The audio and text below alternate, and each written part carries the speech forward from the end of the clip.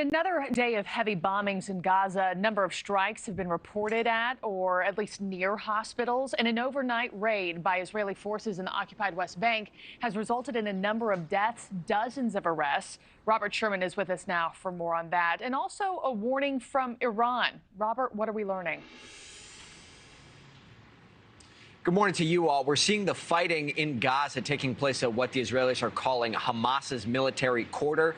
This is what they describe as being the hub of Hamas's military and intelligence operations there, where they're finding all kinds of tunnels, military and weapons caches all over the place. But this is effectively at the heart of Gaza City, which is where we're seeing the most intense of that fighting taking place.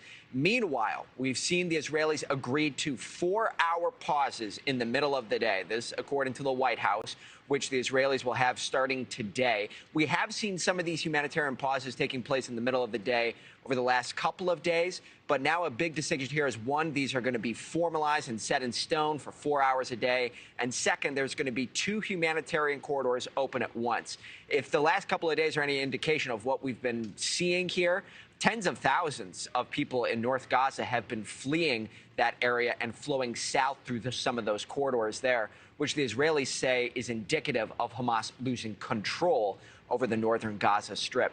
And meanwhile, we're also seeing this morning the Israelis being put on their heels after they've seen attacks coming from the south. Houthi fighters in Yemen took responsibility for downing a U.S. drone. Now they say they've carried out more strikes on Israel. Listen to this.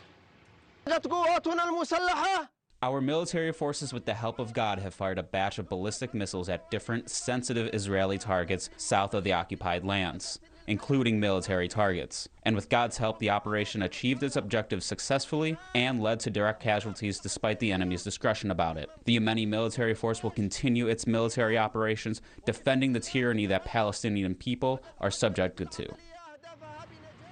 The Israelis say that they intercepted a surface-to-surface missile over the Red Sea that did not make impact, and that also a UAV that crashed in Israel did not cause any casualties there. But still, a lot of people on guard with what's going on around the region today.